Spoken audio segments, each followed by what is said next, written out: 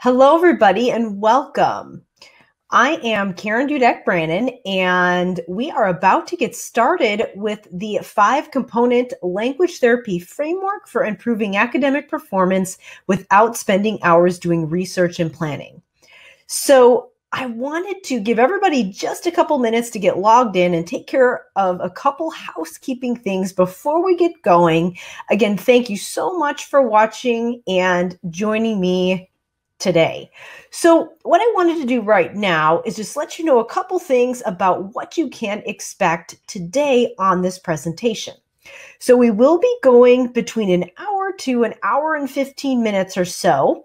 And what you can expect today is that, first of all, I wanted to let you know that if you want to ensure that you'll get the best viewing experience, make sure to turn off any other streaming devices or anything else in your household. Turn off all other browsers just to make sure that you get the best possible viewing experience today. If you get logged out during the presentation, or if the screen freezes up or anything like that, just log out and log back in again, or try a different browser. That should clear everything up. So what else you can expect today? Obviously, today we are covering the 5-component language therapy framework that really gives you that system for treating those language disorders that impact academics. So we're going to be covering that 30,000-foot view of that framework today. But before we get started, just a couple things that I needed to share with you. Number one, you do get CMHs for attending this presentation. So that just means that it's continuing education hours from someone who's not directly linked up to the ASHA registry. And so what we'll need to do is just after this presentation, I will email you a CMH certificate that you can use to track your hours. It won't link directly to the registry, but ASHA will count it as hours if you've got that certificate. You just need to have that in case you are ever audited. And then next, before we get going, I do need to share my financial disclaimer. I do own a company called Dr. Karen LLC. And through that company, I have a website called Dr. Karen Speech and Language, and I offer both free and paid services on that website from which I earn income. And I will be sharing one of those paid programs with you at the end of the presentation today. So with that, let's go ahead and get started. So you are in the right place if any of this sounds like you. Number one, if you're sick of spending so much time prepping for language therapy and not enough time with your students, huge complaint for a lot of SLPs. If you've got a huge caseload and you feel like you have a million skills you should be addressing with your students who have language issues, but you're constantly spread way too thin. You feel like you can never really get to everything that your students need.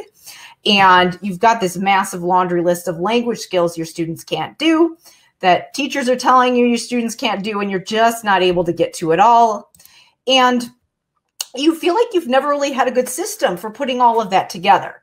And you've never specifically had a good system for language. And sometimes you aren't really sure what to do next. So maybe you're not always clear about what your role is supposed to be with supporting those students who have language and literacy issues, because as you know, there are a lot of professionals that help with that. So if you've struggled to figure out where you're going and putting it all together, or just figured out where is an SLP specifically supposed to intervene, then this is absolutely for you.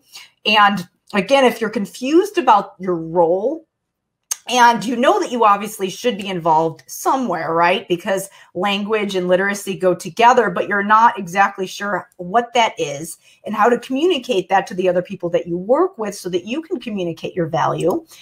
And if language therapy in general, at any point in time or constantly, has had you feeling just stuck and overwhelmed and confused, then you're absolutely in the right place, because we're going to add some clarity today as far as how you should be intervening and how that system, that high-level framework should work if you are an SLP. So here's the high-level view of what we're going to cover today. So the three I say the 3 secrets. And so here's what we're going to cover. Number 1, what I call the domino effect. So because we have so many different things that we could be addressing with our students have so many different issues, but we may only have 30 to 40 minutes a week with them if we're lucky, and probably in a group situation. So how do we treat the root cause? How do we eliminate the clutter and just really hone in on the area where we can make the biggest bang for our buck? And then number 2, the essential 5. So once we find that root cause, how do we put that into a framework or a system so that we know that we're actually treating those issues that our students, number 1, need in order to succeed in school, based on just what you need to do in order to thrive in an academic setting, and number 2, based on where students with language disorders tend to struggle and fall short, so that you're really drawing that connection. And then number 3, obviously, how does this actually work? What's the secret to actually getting this all done? And I like to say, ethically cut your workload in half, because it's not about being lazy, it's about being efficient, so you can fully show up for your students in a way that enables you to be effective because you're not burnt out. I know there's a lot of shame and guilt sometimes because we're supposed to be the experts who are helping our students. People are coming to us for help. A lot of times we can feel bad if we're not really sure what we're supposed to be doing. So I want to assure you that not only that you're not alone, but it's also not your fault. There is massive information overload out there, and not a lot. It's not that we don't have enough information. It's that we have too much information. We've got to funnel it down. So before I go on, though, I wanted to share a little bit about who I am, if you don't know who I am, and why I'm qualified to even be sharing this information with you. So I've started practicing. Again, I'm Karen Dudek-Brannan, and when I started practicing back in 2004, I experienced all of those things that you're sharing with me, and I had no idea how to treat a language disorder. I didn't even want to go to the school systems because of it, because I knew that would be probably at least half of my caseload, which is probably your experience as well if you're working in the school.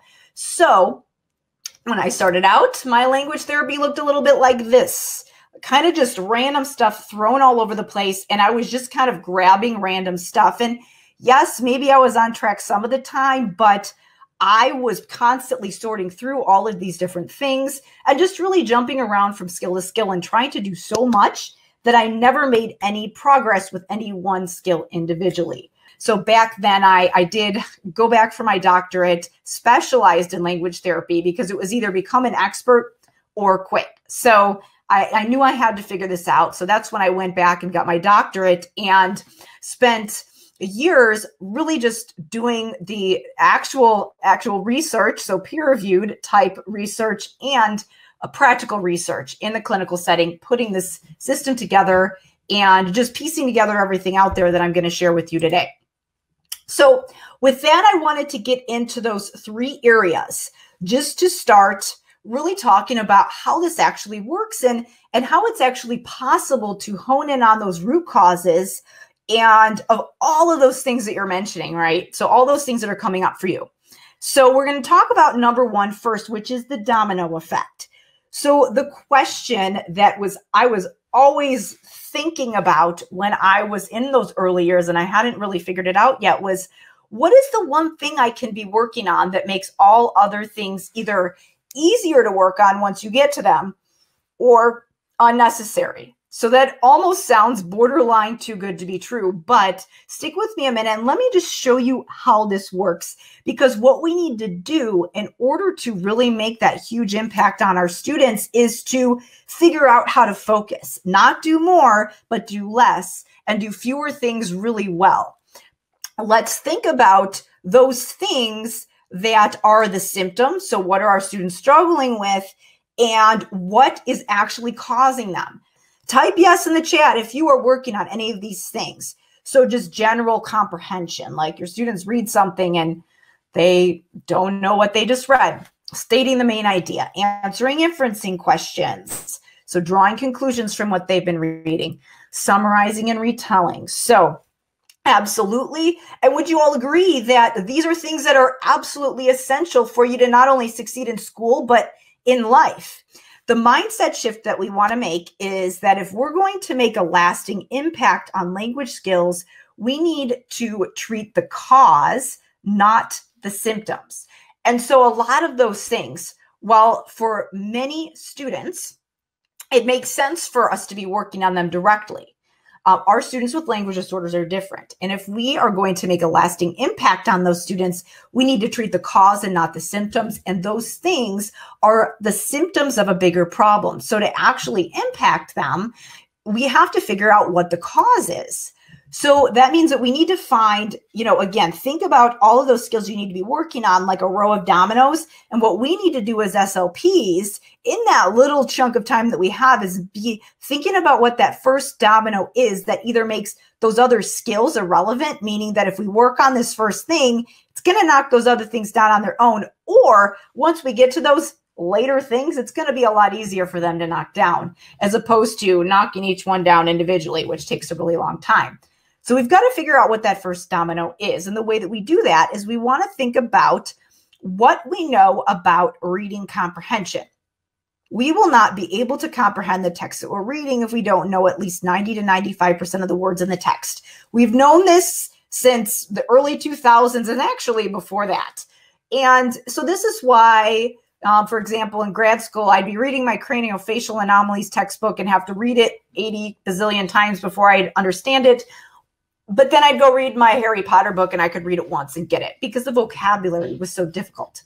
So that's number one that we want to remember. And number two, remember that if the reader cannot derive meaning from, number one, those individual words in the sentences and the individual sentences, so not just understand the words in the sentence, but know what the message is in each individual sentence. If they can't do that, that's going to be a major obstacle in text level comprehension. So if they don't have that solid understanding of words in the sentence and then have that solid sense of syntactic structure, then there's going to be so many cognitive resources used up trying to process those things that they're not going to have anything left for that high level text, that text level comprehension like paragraphs. So that is often the thing that we are doing when we're working on main idea is we're asking them to put it all together. And sometimes they don't even have that foundation. So wanted to go through because I mentioned some older research, but I wanted to just show you that actually this has been something continuous that we've found over the years. So this longitudinal study done by Marilyn Nippold, she looked at students from kindergarten all the way through high school, or actually she looked at the same group of students all the way from kindergarten through high school. And she wanted to see what actually impacted reading comprehension. And so these are the things that stuck out. So topic knowledge, lexical knowledge, which really are tied to that word knowledge, word decoding ability, so the ability to look at a word and recognize it like that. So that ties into things like phonological awareness, knowledge of orthography and spellings of words, and then also morphology. So being able to have those skills that allow you to decode a word quickly without really using a lot of cognitive resources to do so. And then obviously syntactic abilities. We've got to understand how the sentences go together. So all of these things were necessary for reading comprehension. And what she found was that in the students that had language disorders, if those things were not addressed directly, then those students continued to struggle with comprehension all the way through high school if we didn't address those foundational things. So the thing to take away is that if we don't fix those problems at the word and sentence level, kids just don't develop that foundation they need for high level comprehension, even if we're working on comprehension. Because those students, I mean, you know that in the general classroom, a lot of teachers are working on comprehension skills. And so this means that if we don't address those underlying language skills, those students won't get better. And this was absolutely true for those students with language disorders. So that is the problem. And that is why a lot of times when students we're like beating our heads against the wall, working on reading comprehension and main idea and inferencing and asking our students WH questions, they're not getting better because they don't have that foundation.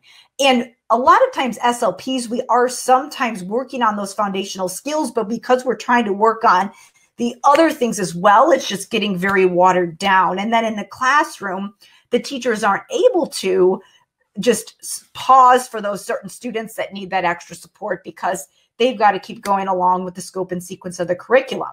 So that's where we come in. We need to be able to provide that foundational knowledge where they're missing. We don't just want to be working on more reading comprehension for certain students because they won't respond to it if they're not ready for it. And we don't want to just be doing more of what wasn't working in the classroom.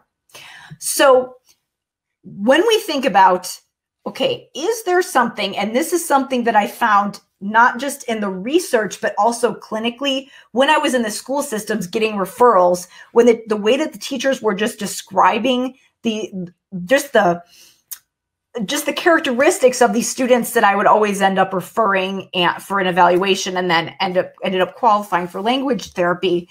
The thing that kept coming up was vocabulary. Now, I know where we are now with what I've explained so far. It seems like kind of a big jump. Like, why is vocabulary that one area? I am going to dive into that and explain why that is the case.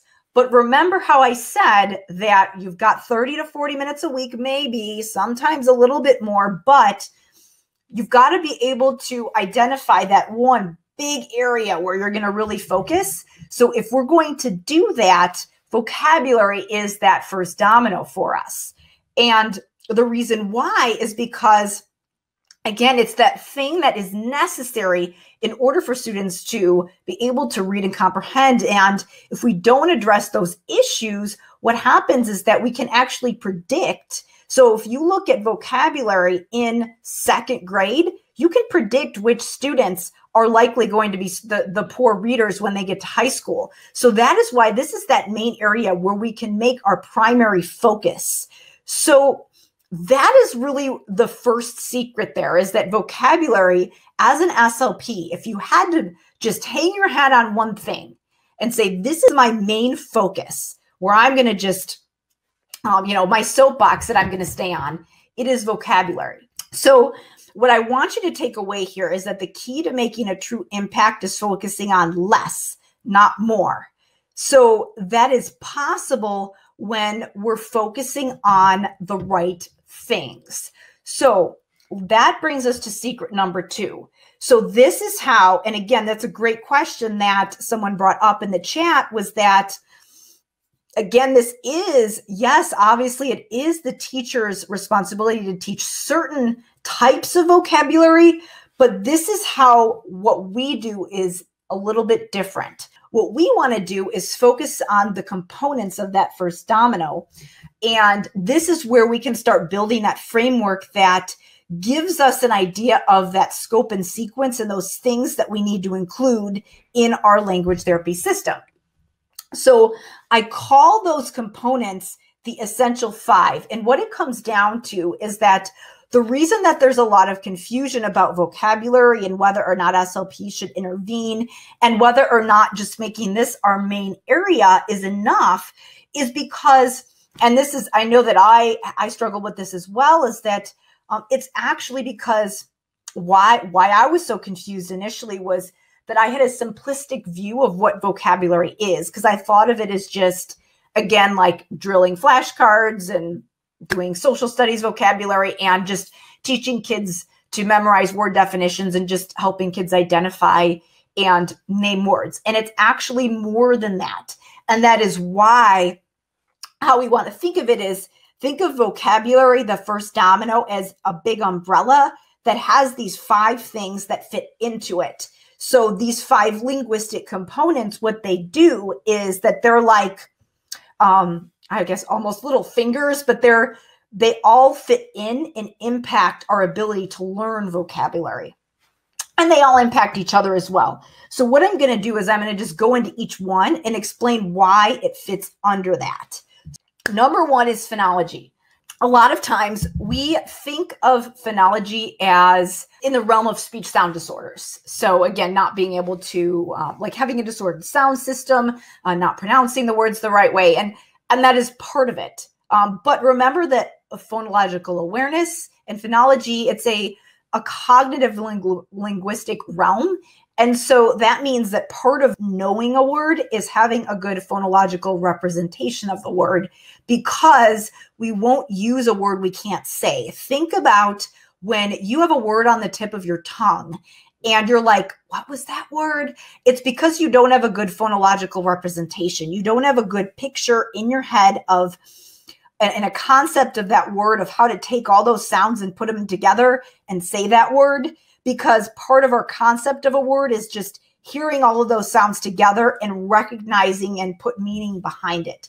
Even if you say a word wrong, sometimes it can actually change the meaning of a word. I know that my friend's son, he used to say, I'm standing in the shave, as in like shave your legs.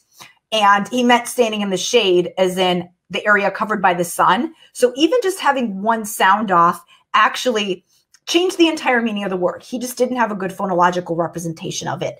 So when we're thinking about building vocabulary, we've got to make sure that we integrate a phonological component within the way that we work on it.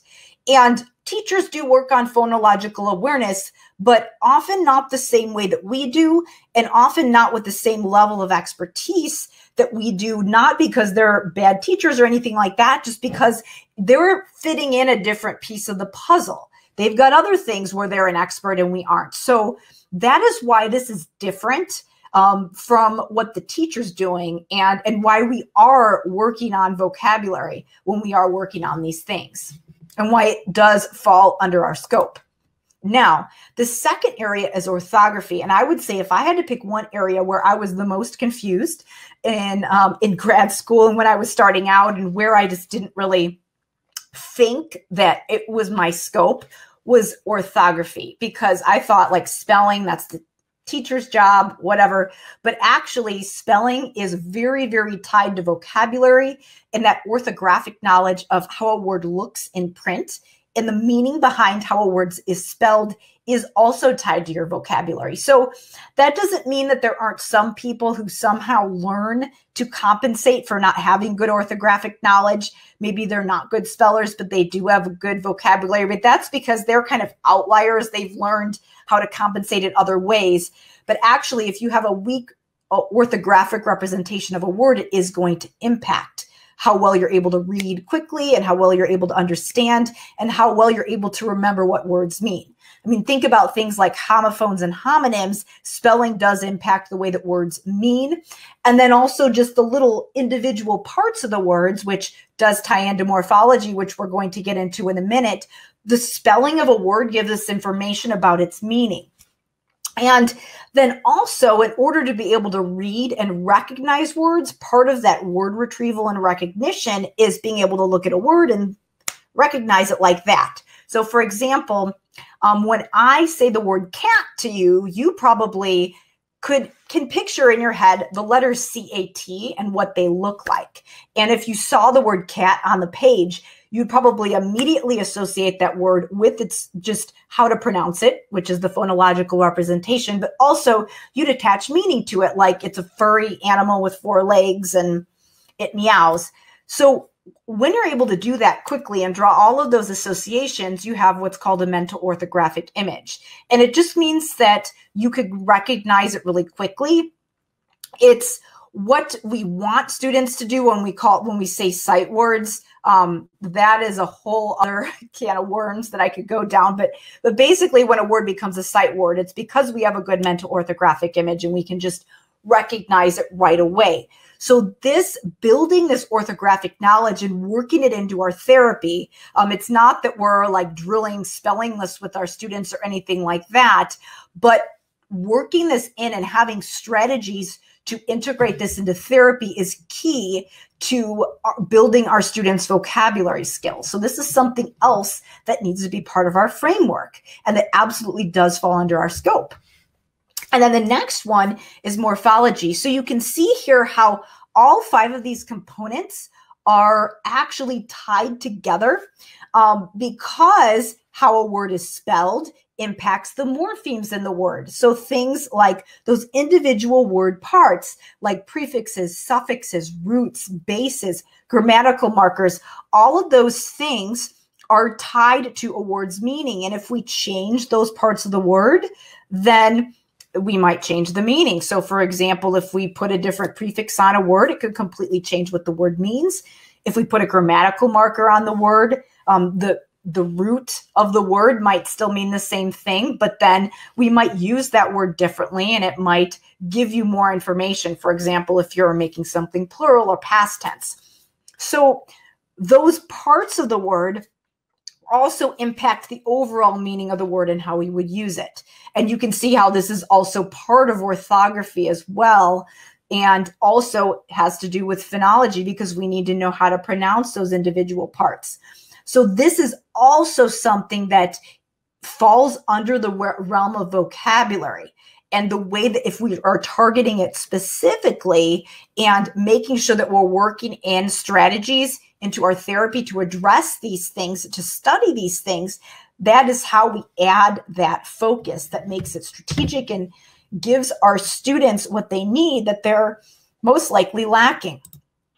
And so the number 4, obviously we have semantics, which is what a lot of us think of when we think of vocabulary. So again, meaning, so the pieces of information associated with the word. So semantic features like different attributes, again, like I said about cat, things like it's an animal, it's fuzzy, that categorical information.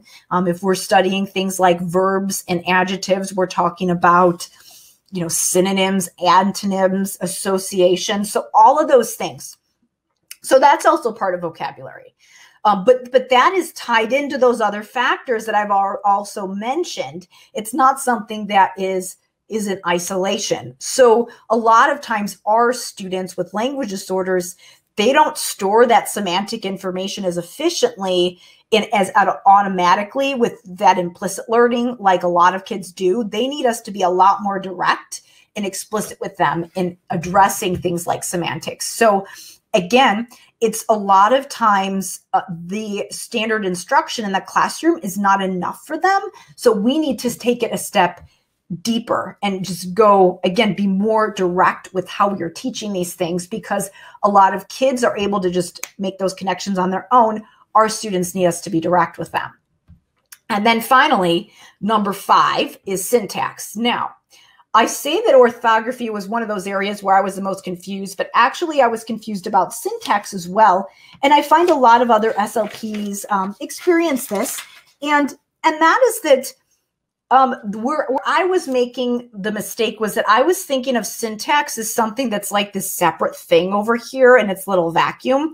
But actually, syntax is under that window of vocabulary. So when we work on it, we need to tie it together and think of it as all under this umbrella, because no one's going to use a word if they don't know how to put it in a sentence. In order to be able to really build robust vocabulary knowledge, we not only need robust knowledge of semantics and have that storage and retrieval, we also need to be able to figure out how to structure it in a sentence. And then in addition, it's not just about what words mean, which is tied to things like semantics. We also have to know what words do. So we need to know not just those content words in a sentence, but those function words like prepositions that give us information about where something is or when something happens, or words like conjunctions that fill a certain function in a sentence by joining clauses and give us information about the structure of a sentence.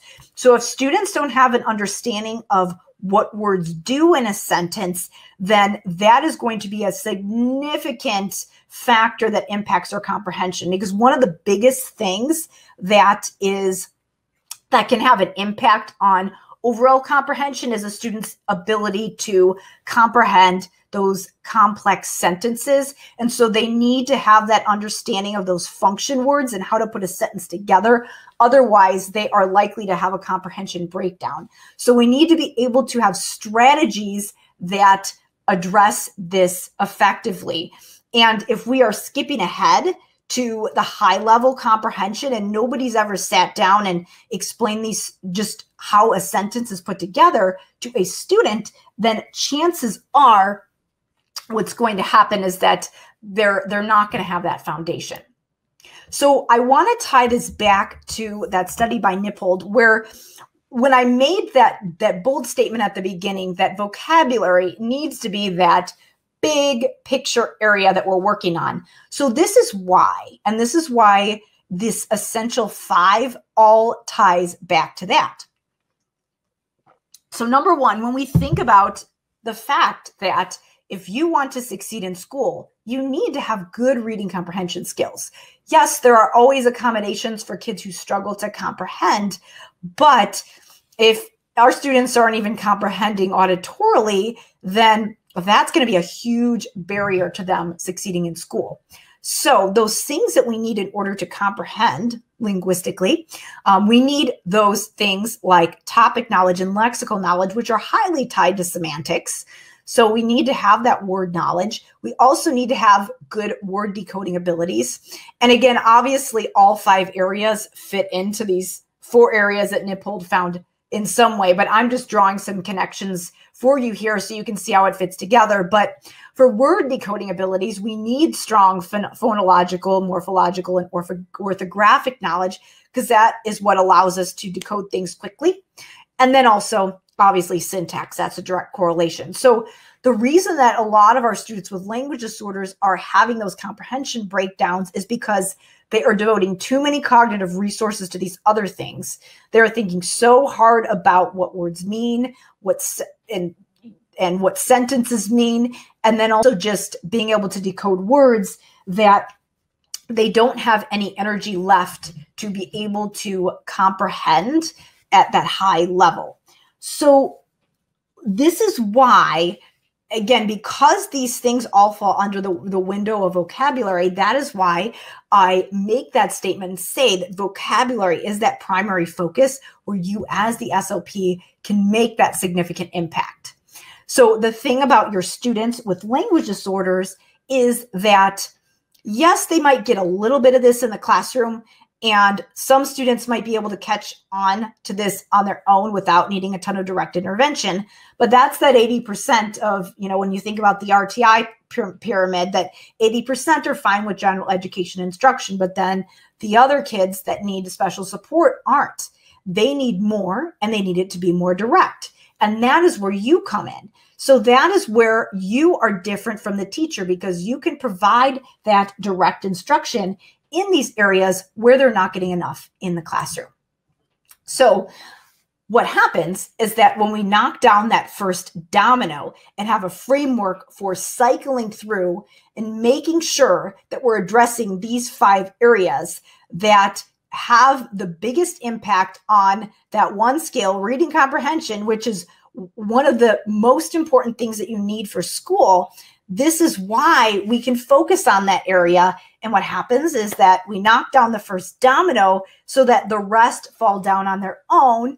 Or for some of those students who do need us to tie it together for them and eventually show them how to apply some of those skills that I just talked about into things like reading comprehension work. By the time we get to that, either some of our students have gotten better on their own, and we've weeded out the kids that really need reading comprehension instruction from us versus those who don't. And then the ones that do, by the time we get there and we're starting to work on it with them, they're actually ready and they can actually respond to it. Because now if we're working on everything with everyone, we're just spreading ourselves thin.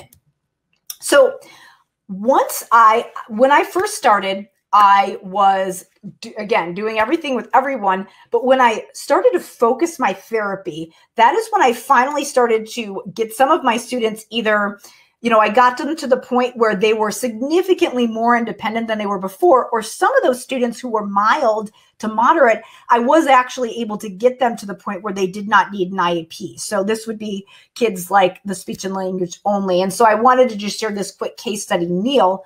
What I did with him is that I focused on these 5 areas with him, and He started kindergarten with the speech and language IEP, language scores in the 70s for some of the areas like grammar and syntax and vocabulary, and 10th percentile for reading, needed a lot of supplemental interventions. But by the time he was in 3rd grade, he was able to move on to 4th grade without an IEP, and his language scores were in the 90s, and he was reading, his scores were in the 45th percentile. So, and that is because I was able to really hone in on the main areas that were causing him an issue. And so that was really exciting because I was able to actually dismiss a student because he was better, not because he had plateaued. And then I've also helped some other SLPs who I've shown this framework to. This is Elizabeth, who is in one of my programs for SLPs, and she actually was able to use this with a 6th grader who, again, tons of reading comprehension issues. What she found was that this student actually, once she was making him more aware of language, he was able to actually retain information he learned from one session to another instead of forgetting it all of the time. So she was able to share some aha moments with him because he was actually starting to apply some of that information. So again, this is an example of one of those students that might continue to need help, but what we can do is make them drastically more independent. So wanted to pause just a minute here because I've shared a lot of information so far, and I like to address this concern because when I mention things like orthography and some of these other areas, or even vocabulary where some of us are told, like, don't touch it, it's the teacher's realm, sometimes people feel like, whoa, wait a minute, you've told me I needed to focus, but you've also added some things to my plate. Number one, again, we can eliminate a lot of those things that we're working on when we think of this again as the domino, but there's also another way that we can make our lives drastically easier when we are implementing this process, because chances are, a lot of times people say, well, it's like, great, that makes sense why I would want to address all of those things. How is this even possible when I still have a huge caseload and doing tons of things with mixed groups and things like that?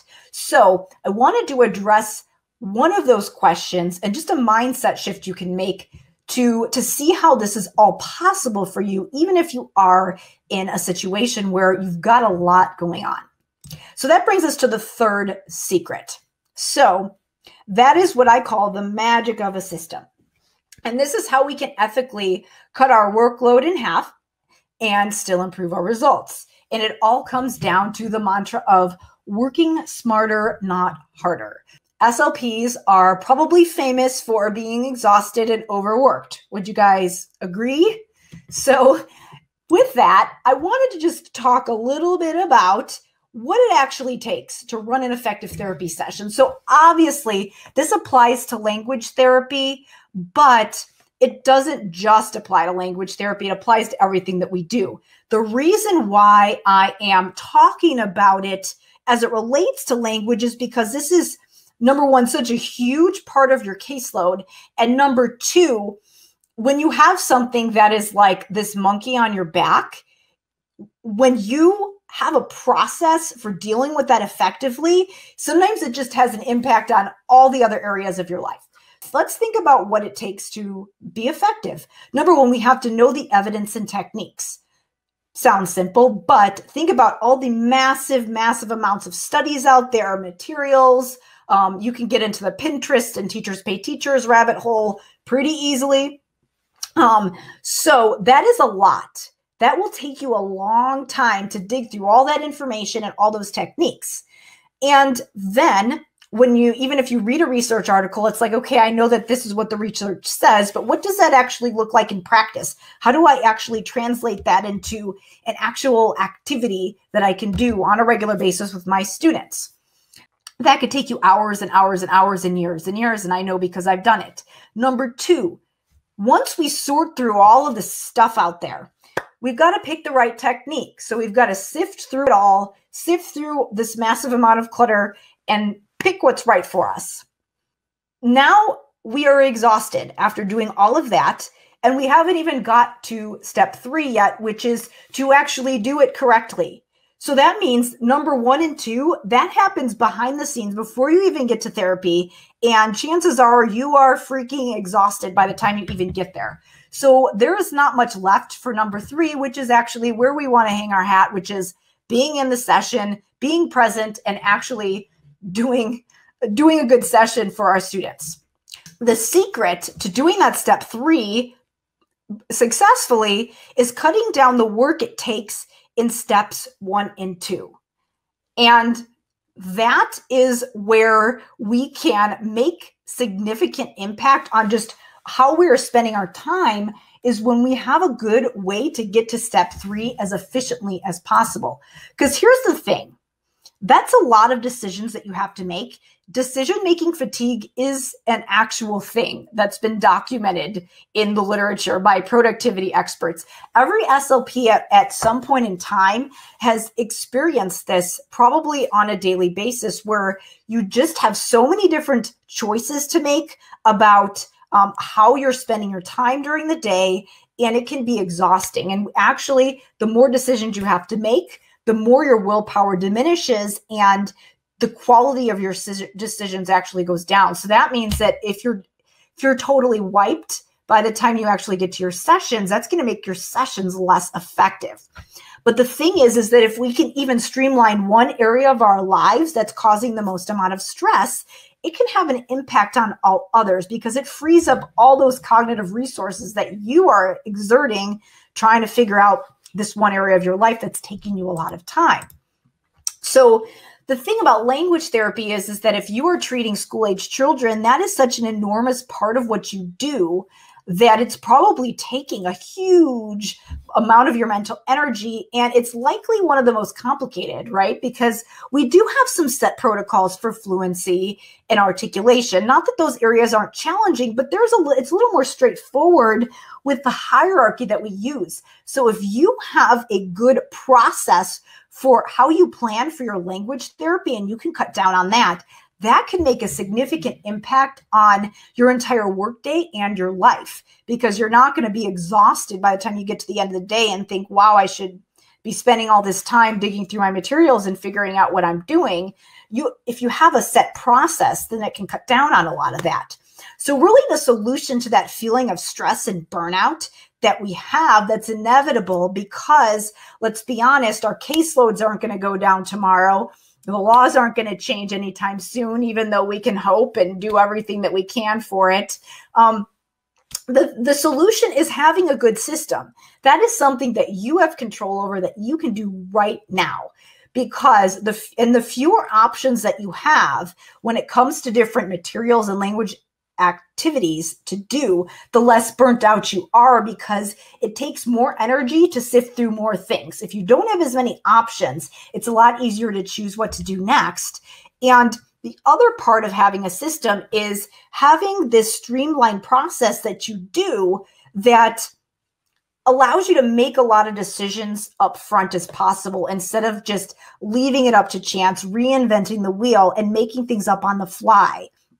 Because what happens is that you say, oh, I'll go and think about it later, and then you're too tired later to actually go through and figure out what you're going to do next.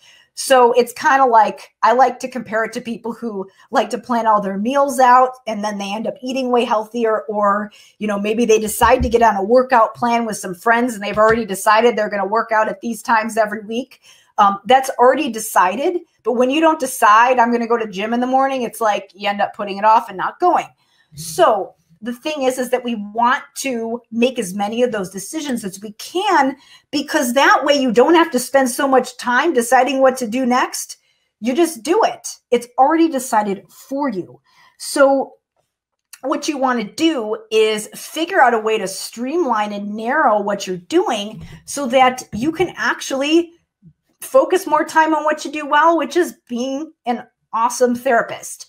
That is the third part of really the process here, and the mindset shift that you can have about the way that you focus on your language therapy. So I wanted to just circle back around and talk about what we have covered so far today. So number one, we talked about the domino effect.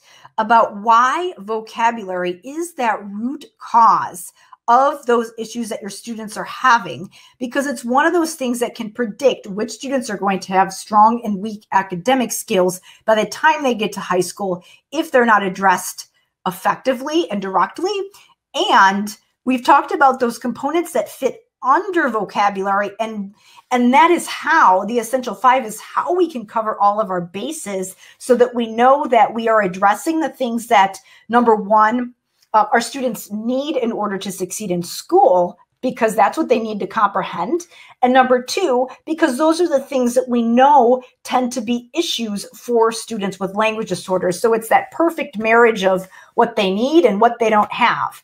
And then the magic of a system is that in order to be able to carry out the secrets 1 and 2 effectively, we need to have a good system and have something laid out for us, because if we leave it all to chance, that just makes it way harder for us to show up and be present and be effective. So with that all being said, I've given you, like I promised, the 30,000-foot view of the why behind this and how it works. The system does help you write IEP goals for this as well.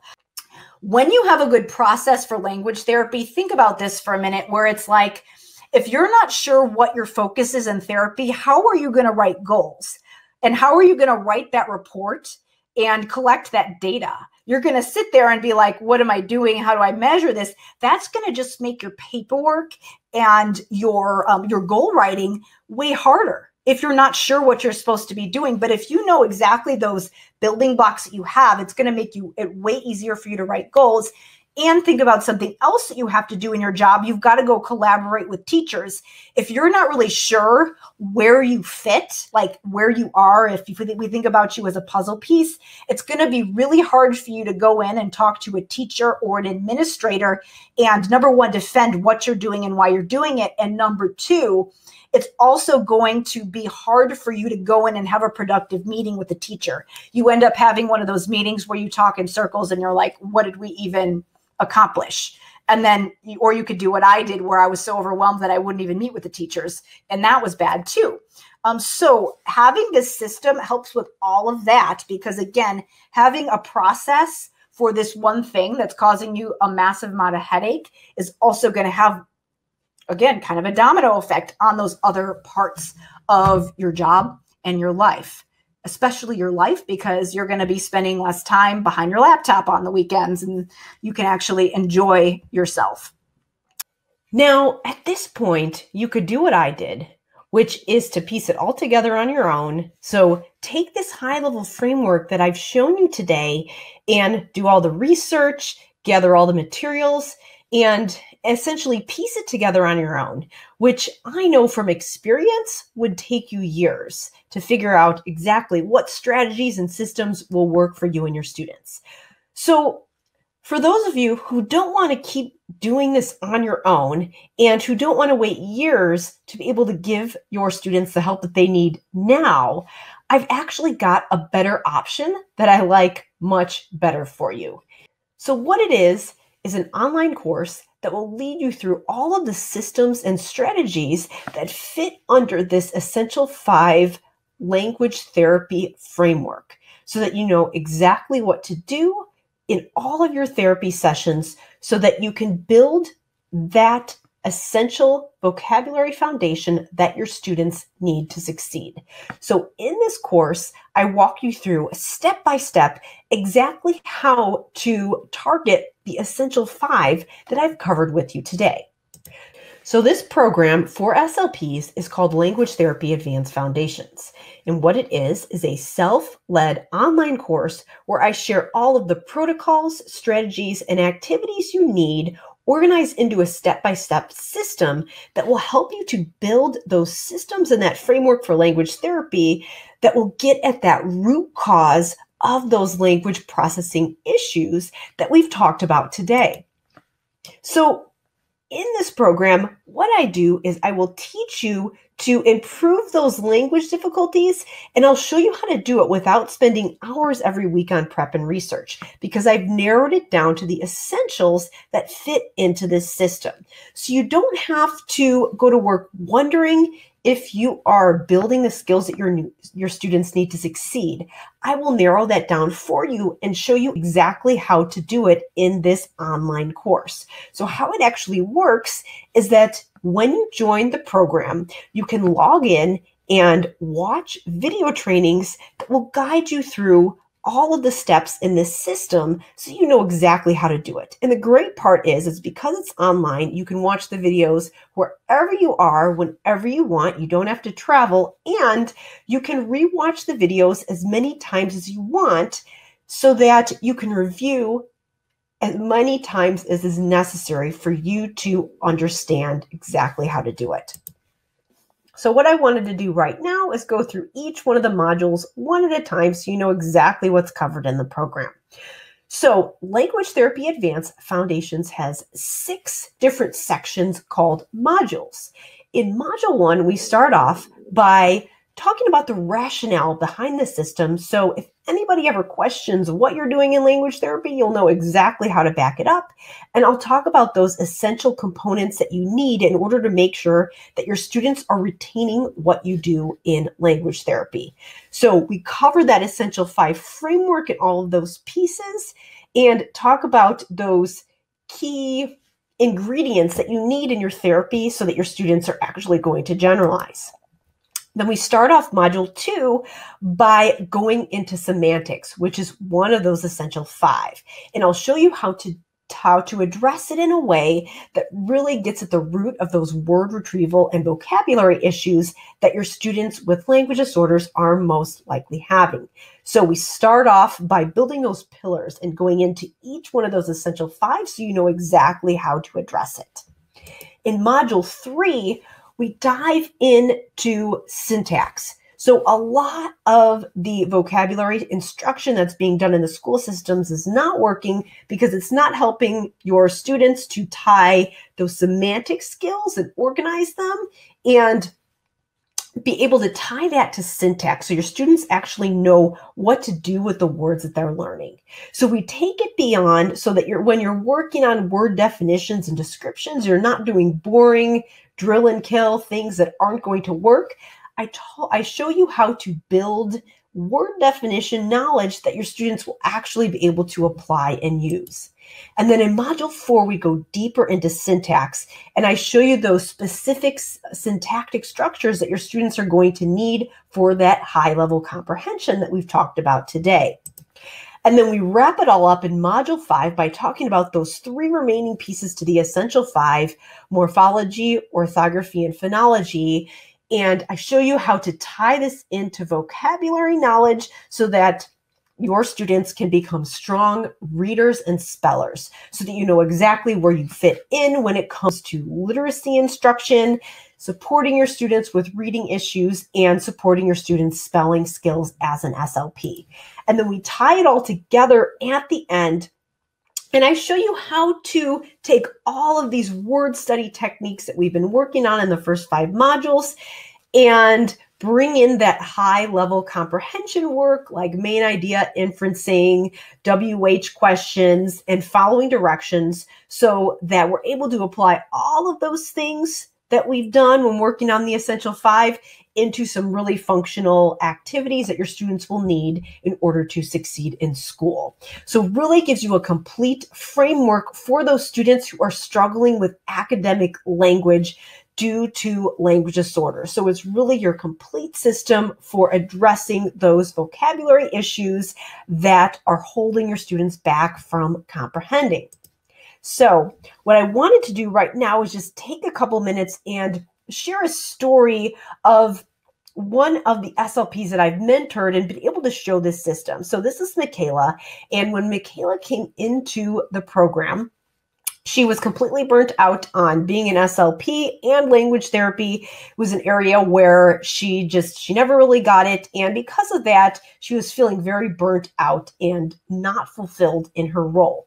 But when she got a system and she was finally able to see some success, this completely turned things around for her. She started looking forward to work, and she found that being an SLP and treating language disorders was her true passion when she started to get excited about it and see some success. So that is what is possible, even if you feel like you've never been a language therapy expert. So I wanted to bring it back around and talk a little bit about the program, because in addition to those video modules where I will take all of this that I've talked about on this presentation today and take it a step further to give you specific step-by-step protocols, I also want to make sure that you have the materials that you need to implement all of them. So in addition to the video trainings, you also get a materials library that gives you everything that you need in order to implement all the strategies in the program. So you will be able to print and reprint any of the materials that you need in order to help your students make those breakthroughs in academic language. And you'll be able to quickly plan an insanely effective session in minutes without digging through a massive list of materials, because I have narrowed it down to the essentials and given you exactly what you need. And they're so simple that you can even replicate them with just a pencil and paper if you needed to. So I want to keep this as simple as possible so you can start building that system that allows you to have that freedom and also that confidence that you know that you are addressing exactly what your students need. So for one of my students, Connie, this was actually a huge aha moment for her, because she had been spending as much time planning, or actually more time planning, than she was actually treating. And when she was able to get access to both the video trainings and the materials library, she found that she was able to cut that planning time in half. And she found that some of her students were making breakthroughs. She had a high school student who was totally sick of language therapy, and once she started to work on the right things with him and he started to see some success, he was actually excited and started to bring his own vocabulary to study to therapy that he wanted to work on. So she started to make those huge breakthroughs and was able to do it in less time with less effort. So in addition to the online trainings that will walk you through everything you need to know and the materials library, you will also get access to a private members Facebook group, because I know how frustrating it is to get some training and information and get stuck. And I want to be there to support you every step of the way. So in addition to the materials and video trainings, you will also get access to support in an online members community where I hop in and do Facebook Lives and answer any questions that you have. And the great part about this is that there are also students who have been in the program for a while that will be able to support you and answer your questions as well, in case you get stuck and have questions about how to implement any of these strategies. In addition to the materials library and the Facebook group, I've also added an additional bonus. This is the SPOT framework guide. And what this does, it's a complete manual for all of those behind the scenes things that you need to do in therapy, because I know that you're going to have questions about how to write goals, how to collect data, and really how to summarize your evaluation reports once you start using some of these strategies.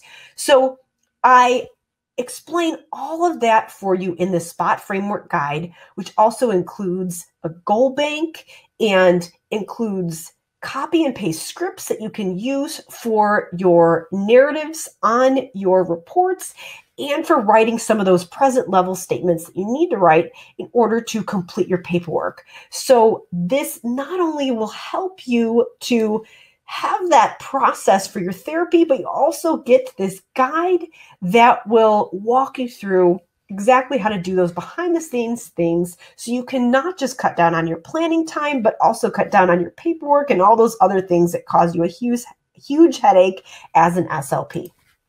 So for Wendy, what she found is that when she got this complete system all together, so the trainings, the materials library, the SPOT guide, and And then the ongoing support through the members community. She was a veteran SLP, but language was one of those areas that was always tricky for her. And she found that once she was able to narrow it down and have a system, she finally felt confident after years of being an SLP. So regardless of how long you've been here, whether you're just starting out or whether you've been in the field for a while and you found that this academic language and literacy has always been an area where you've struggled, it's definitely possible for you to turn it around. I know because I have students who have been able to do this. So the thing is that I have spent over 10 years putting all of these systems together for you, but I don't want you to have to go through all of that headache that I did. I want you to be able to start making massive progress with your students in the next couple months. So that's why I've narrowed it down into a system that I share in this course so that you can learn how to do this in just a couple months. And so just to sum up exactly what you'll get if you join me in Language Therapy Advanced Foundations today. So first, you get that online course with those 6 video modules that walk you through the complete system that really dives deep into the framework that I've shared with you today.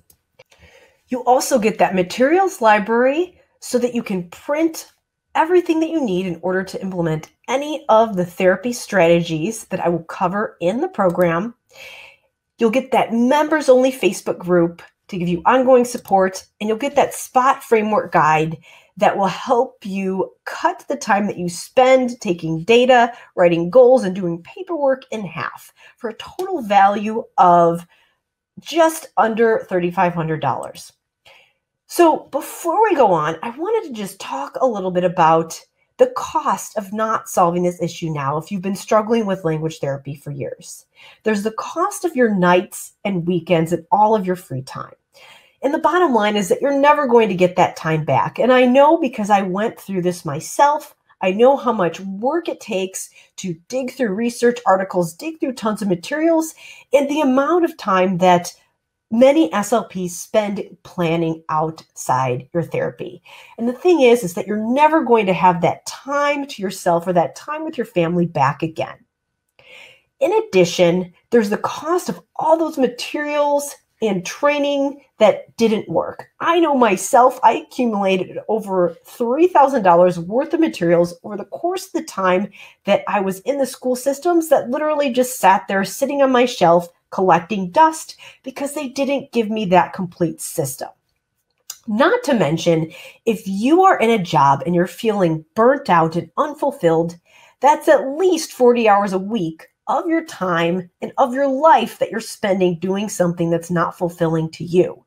Over the course of the next 3 years, that's going to be over 5,000 hours. And let's be honest, it's probably going to be more than that because a lot of you are probably working way more than 40 hours a week when we're really honest. When you think about what else that's costing you to be stressed out all the time, I know that the average American spends between $2,000 to $3,000 on comfort food because of job-related stress, not to mention healthcare costs that I know for me that over the course of the time that I was a school SLP, I spent over 10 grand in healthcare that probably resulted from stress-related illness. And that is not uncommon. Not to mention the cost of your students' lives. So if this were to take you years like it did me to put the system together, think about all that time that you'd be missing that you could be helping them versus learning it in the next couple months. Years of time makes a huge difference in a child's lives, and your students' lives are absolutely worth it. So there is a huge cost to not solving this now if you don't have a good system for helping these students. And all of these things that I'm mentioning, this is why people spend thousands of dollars on college degrees, additional certifications and materials. And it's also why people spend thousands of dollars on therapy, self-care, and medical care associated with stress-related illnesses. Because all of that time that you're spending trying to figure it out on your own, it's costing you more than you think. And all of these things, they matter. Your own self-care and your students' lives, they matter. So that's why what we're really talking about here is showing you how to turn this around and deliver consistent, life-changing therapy sessions and freeing you to live the life that you want in the process for a fraction of the time and the money you've spent up until this point. Which is why investing in Language Therapy Advanced Foundations is an investment in yourself. So when I had to figure out how to set this program up, I had two choices. I could make it as cheap as possible and try to get as many people in as I possibly could, or I could go with another option that would allow me to give you world-class support throughout the process. So of course, I went with option number 2. Now, if I sold all of this on my site, the investment would be $3,488. But of course, I'm not going to charge you anywhere near that amount today. You can actually join Language Therapy Advanced Foundations today for just $497 or 3 monthly payments of $197. Now, you could do what I did and spend over $60,000 in tuition, conference costs, materials, and manuals, and continue to sacrifice your free time trying to figure it out on your own, or you can invest a fraction of that and learn a complete system that will transform your therapy for the rest of your career.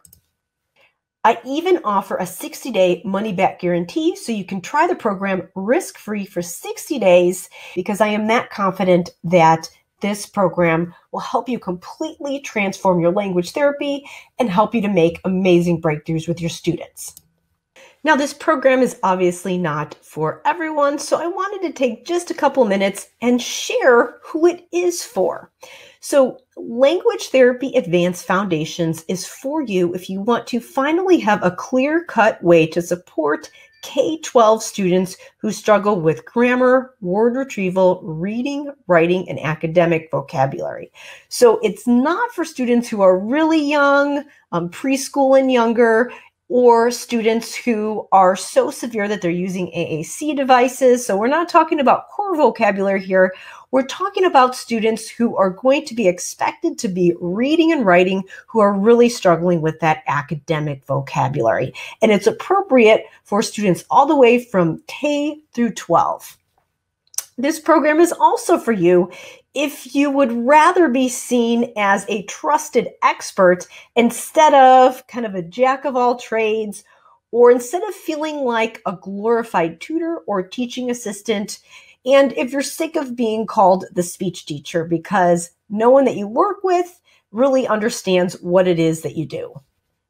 This is also for you if you find that you're spending almost as much time on behind the scenes things as you are in direct therapy, if you're sick of feeling stuck and you're not willing to go another day letting your students go without the help that they need, and you want straight answers about how to get your students on the right track when it comes to language and literacy, and you want it sooner rather than later, and you want someone to be there to guide you through it, then this program is absolutely for you. So now you have a choice. You can continue to do what you've been doing and really just leave and do nothing different, which means that you'll continue to be writing progress updates that look like this, where you're finding that you're just not getting the results that you know that your students are capable of. Or you can join other students like these and transform the rest of your career and start making amazing breakthroughs with your students this month. Which means, of course, that you'll start getting results like this, start changing lives, and start looking forward to Monday mornings. So, how to get started is all you need to do is click the Enroll Now button that just popped up. What that will do is it will take you to an enrollment page where you'll be able to get all the information about how to join Language Therapy Advanced Foundations.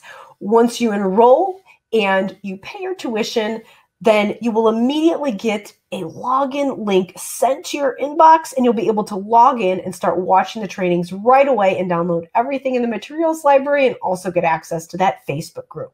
So you'll be able to get started right away so that you can get access to these trainings and learn the system. Now, I only keep enrollment open for the program for a limited time, so this is a time-sensitive offer. It will be expiring in just 4 days, and I only open enrollment a couple times per year. So all you need to do to enroll now is click the button, and that will take you to the enrollment page. So thank you so much for joining me today, and I hope to see you in the members area. So now I wanted to take just a couple minutes and answer some questions that commonly come up and just make sure that I address some of those things if they're coming up for you. So number one, I often get the question of, how does this work with the online trainings? What if I get behind? And you do have lifetime access to the trainings. So that means that as soon as you join, you will get lifetime access to the video trainings so you can watch them at your own pace and you can rewatch them as many times as you want. So there's no deadline as far as when you need to finish the training. You can simply go at your own pace. The other question I get is, how much time should I devote to this? So in each one of the video modules, there are 3 to 5 hours worth of training. So if you were to do this over the course of 6 weeks and do one module a week, it would just be a few hours of training each week. And you'd be able to do that again on your own time and at your own pace. Another question that I often get is, do I get CEUs for this and how does that work? So this is CMHs, not CEUs, and you will earn 10 CMHs for this program. But it is CMHs, not CEUs, because I am not directly affiliated with ASHA.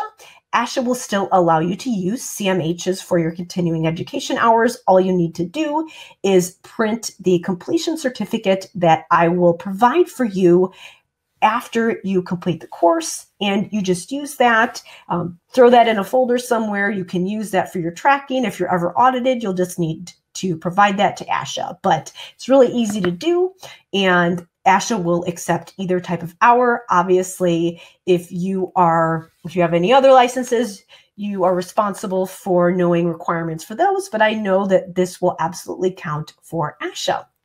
Another question that I often get is this appropriate for all age groups? How does that work? So this is most appropriate for students in K-12.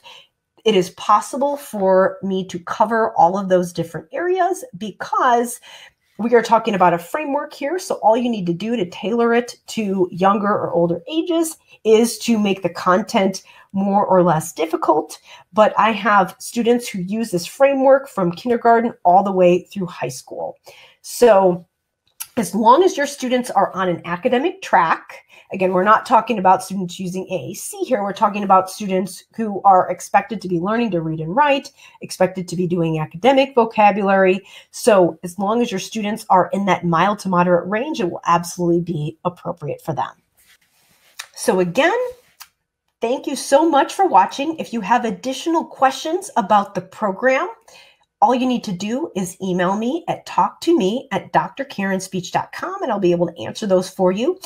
So if you have been struggling to figure out how to treat those language disorders and you want someone to finally just lay it all out for you, then Language Therapy Advanced Foundations is a no-brainer for you. All you need to do is click that Enroll Now button, and that will take you to the sign-up page, and you can get access to the course immediately. So again, thank you so much for watching me, and feel free to email me any questions that you have, again, at talktome@drkarenspeech.com. But for now, thank you so much for watching, and I hope to see you in the members area.